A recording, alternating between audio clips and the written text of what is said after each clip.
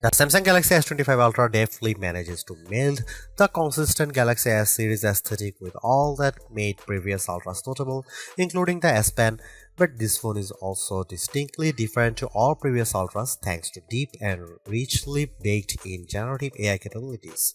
It's a fantastic mix that will please the most ardent Android, Samsung, and Google Gemini fans. Is there such a thing as ultimate phone design? That was my first thought as I held the new Samsung Galaxy S25 Ultra and turned it over in my hand. Surely it's lost a bit of identity as it shed the last vestiges of Galaxy Note design and adopted the more familiar and blockier look of its Galaxy S Breathin. The Galaxy S25 Ultra looks not only more like all other S25 phones in the lineup but more like an iPhone than ever before. I don't consider this mimicry. Instead, as I noted above, there may in fact an ultimate smartphone design, and for the Ultra line this shift was inevitable. A moment of sadness, though, for the once iconic Galaxy Note that owned the flagship designation in both looks and functionality. It was the only smartphone virtually industry-wide that included an integrated stylus. Somehow, Samsung has managed this slimmer, lighter and squarer makeover without losing space for the S Pen, which alone is an achievement worth celebrating. Fine, however, people are done talking about the new design, including a slightly larger screen than the S24 Ultra. They will likely become obsessed with the deeply integrated AI experience. With the S25 line, Samsung has effectively blurred the lines between Galaxy AI Bixby's system-level AI actions and Google's Gemini's generative AI capabilities. And Samsung isn't shy about presenting its partners' capabilities. They are accessible through a long press of the power button, and while the connections between Gemini, Google's apps, and Samsung's apps isn't always seamless and automatic, when it works, it's smooth and quite useful. There are promises in here of a deeper understanding of you by watching not just what you do on the phone but how Samsung connected wearables like Galaxy Rings, Galaxy Watch and SmartThings accessories gather data and understanding of your physical and smart home-based activities.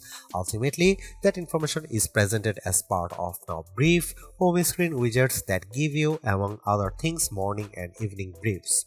That tracking might sound scary if Samsung hadn't worked closely with silicon partner Qualcomm to ensure that the Snapdragon 8 Gen 8 Elite for Galaxy has a silicon core that's devoted to your personal data engine, and if it weren't for Samsung's liberal use of its Knox security both of the phone and across its ecosystem of devices.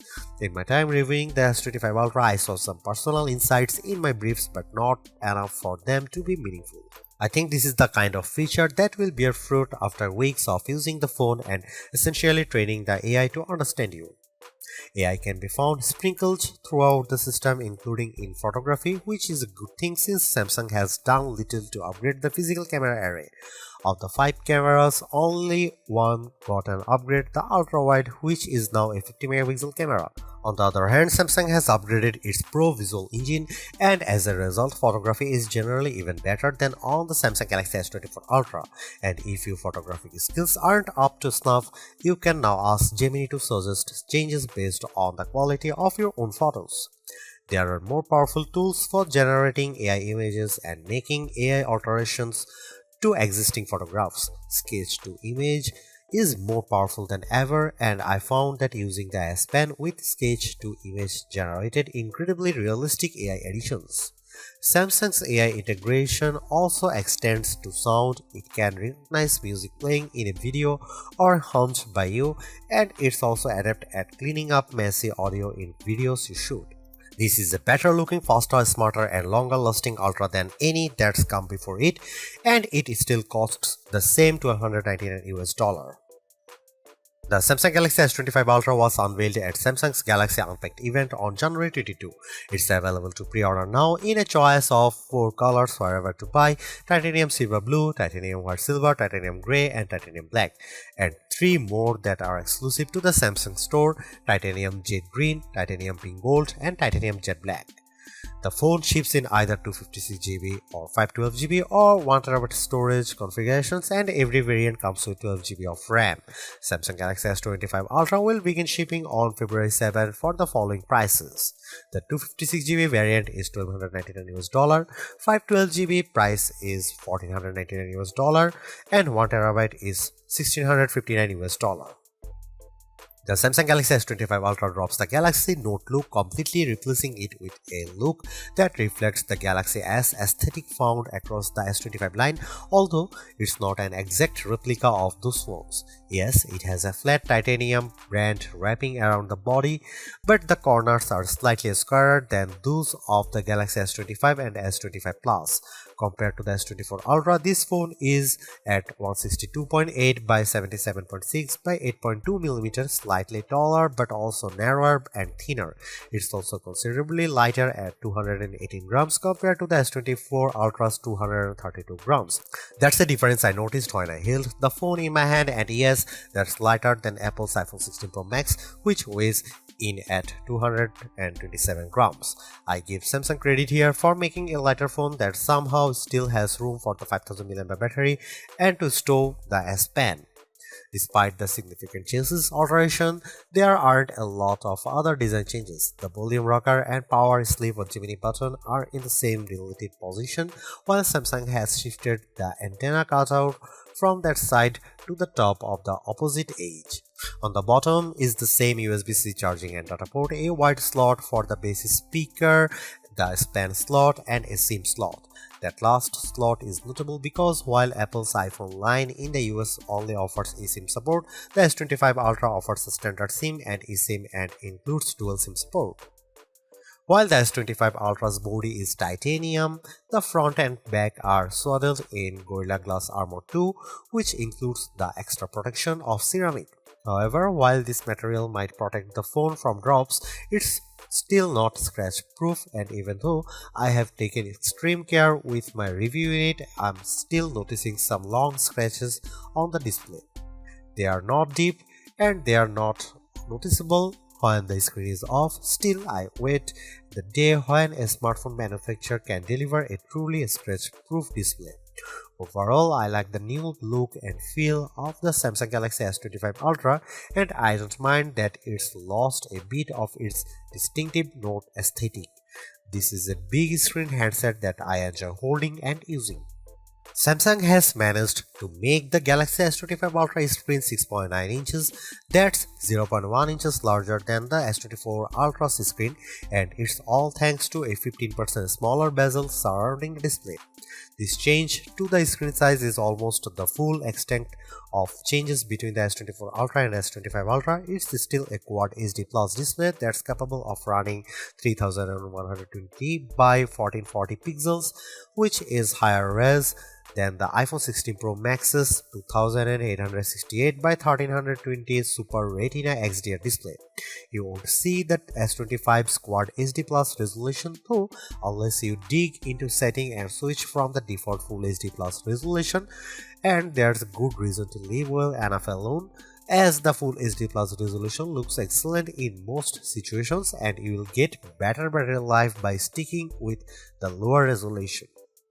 This is still an adaptive refresh rate display, auto switching from 1Hz to 120Hz on an as needed basis.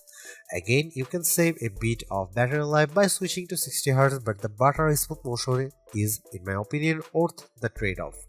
There is one notable update that's not to the display itself, but the display is where you'll see it. ProScaler is an image upscaling technology adapted from Samsung's TV Tech. The ability to upscale any lower resolution content is powered by silicon and might come in handy if, say, you are playing an old game or watching an old video on the Quad HD Plus screen. It's a beautiful, perfectly flat screen, and unlike on the iPhone 16 Pro Max, there's no large island cutout for cameras, sensors, and information. Instead, there's just a small circular cutout for the 12-megapixel front-facing camera, and it's not something you notice while watching movies, playing games, browsing the web, or engaging with Gemini. Underneath The screen is an ultrasonic fingerprint reader. I initially only registered my thumb but found that the scanner sometimes struggled to read my print. My skin is incredibly dry right now, so that might have contributed to the flakiness. Later, I registered multiple digits and found better luck with an index finger. I also used a pin and my face to unlock the phone. The integrated S Pen looks, feels and essentially works the same as the S Pen in the S24 Ultra, but with one notable difference: it no longer has Bluetooth Low Energy support. This means that some of the long distance remote control features no longer work. You can't use them button on the Pen 2, for instance advanced lights. Samsung told me they removed BLE support because so few people were using the related features, and I can say that I didn't miss it in my tests. In general, I'm a big fan of the S Pen. It's thin and small but a worthy drawing implement. I used it in notes, sketchbook and sketch to image, and it's also good for note taking. I was impressed by how effortlessly Samsung Notes could convert my scroll to accurate text. At a glance, the Samsung Galaxy S25 Ultra camera area looks unchanged from the S24 Ultras, but Samsung has given the area a visual upgrade. All the lenses now appear to almost float above the chassis. It's a neat effect, but for the most part it's a skin-deep alteration, and Samsung has left almost all the camera aspects unchanged. Here is what you will find on the S25 Ultra. You get the same 200 megapixel main sensor, 50 megapixel 5x telephoto, 10 megapixel 3x telephoto, and 12 megapixel front shooter found on Samsung's previous Ultra model. The only new camera of the bunch is the 50 megapixel ultra wide. More pixels here mean better low light performance for ultra wide shots and more detailed macro shots. As evidenced in my test, this is mostly because the camera defaults to bind shooting, which means it's combining roughly 4 pixels for each one in the final image. Similarly, you will do most of your 200 megapixel main camera shooting in a pixel binned 12 megapixel mode. Here are some camera samples of Samsung Galaxy S25 Ultra.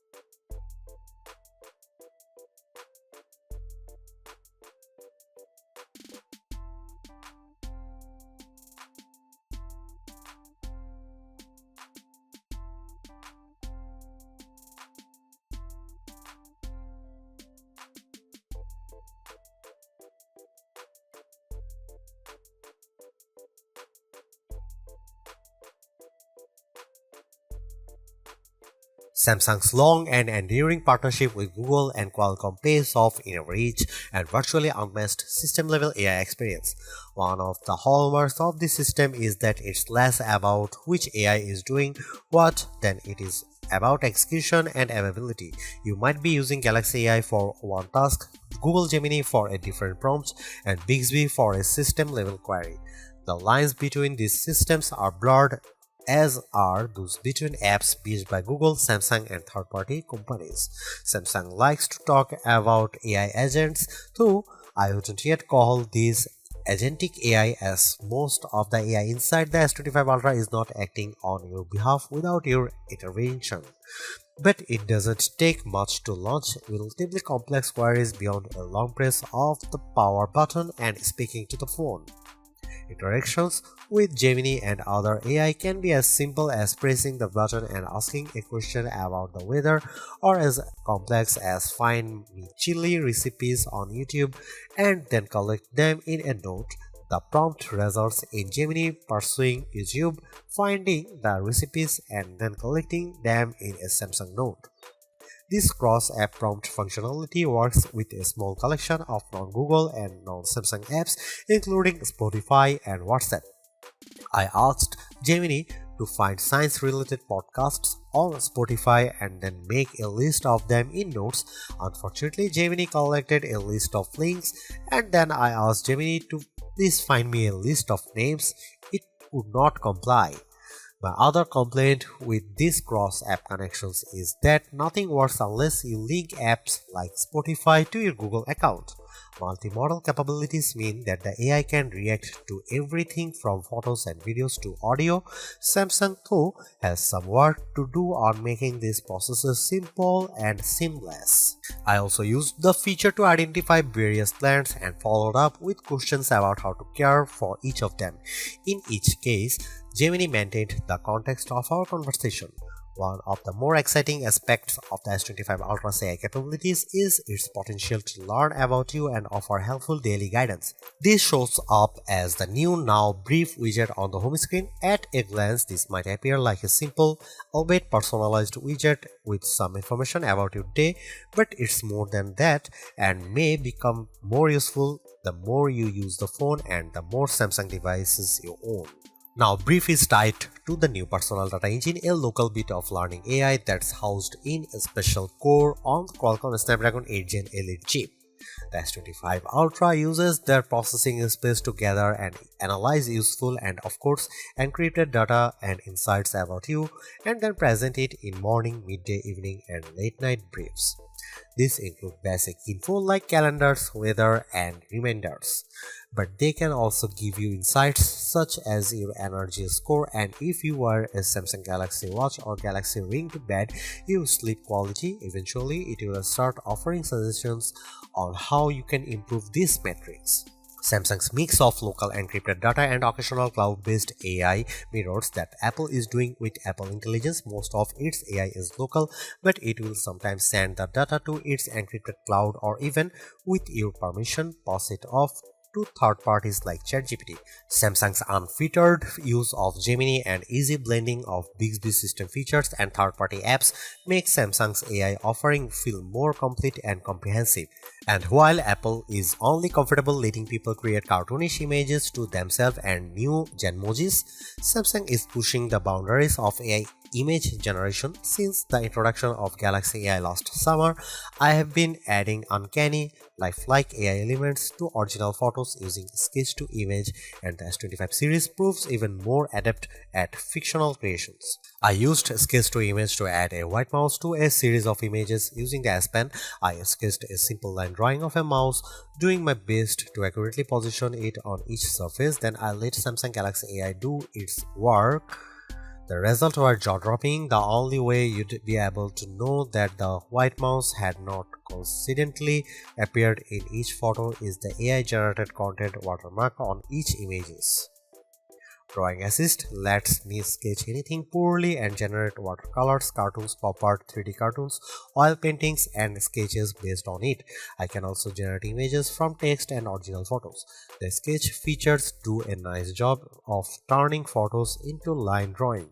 The system can be a bit unpredictable, though. I entered the prompt a bird flying over the Empire State Building, and S25 Ultra's Image Assist refused to generate an image because the prompt might contain inappropriate content. More practically, Samsung's Galaxy AI was effective at helping me clean up images using generative edit. It was effective at removing a man who chose to step into frame just as I was trying to run some nightography test. AI has helped Samsung add its own Shazam feature. If I'm watching a video with a song in it, I can identify it by pressing the virtual home button and choosing the note icon. This worked every time when I tried it with YouTube and Instagram Reels, and it was also able to identify any song I tunefully hummed. A more useful audio feature in my opinion is the new audio eraser. This is very similar to Apple's audio mix tool. Both can identify, separate and remove background noises in videos. Samsung's version did an excellent job of removing all noise from a video I shot on busy street. Yes, if you remove all background noise, the final audio can sound a bit unnatural, but I'm still impressed.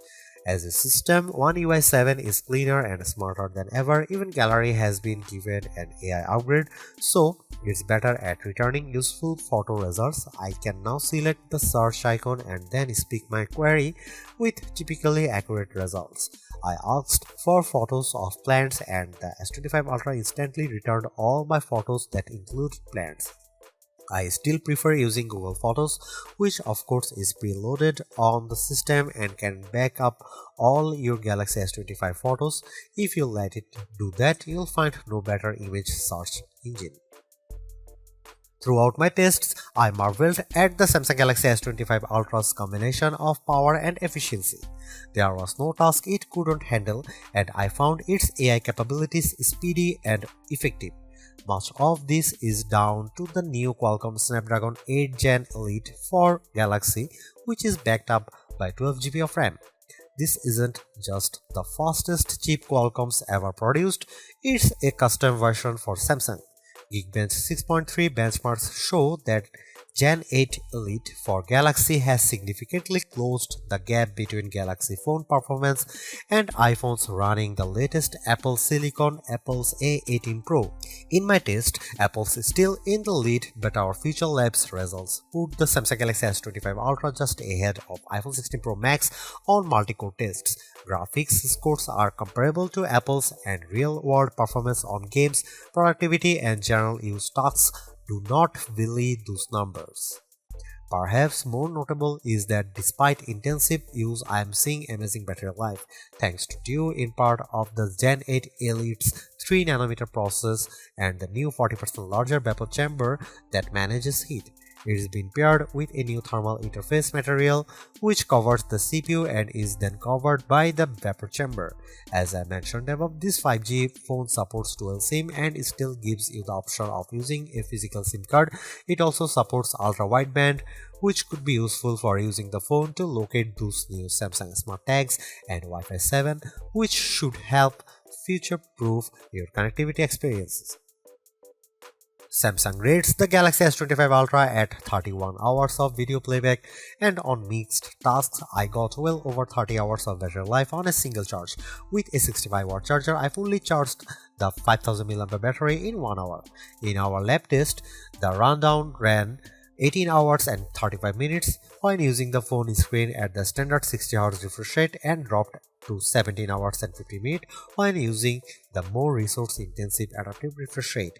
To put this in perspective, the iPhone 16 Pro Max managed 17 hours and 35 minutes in the same tests. The phone supports 5W QI-based wireless charging and will work with QI2-based charger, though I don't think it supports the latter's 15W faster charge times. The Samsung Galaxy S25 Ultra is the best Android phone you can buy right now.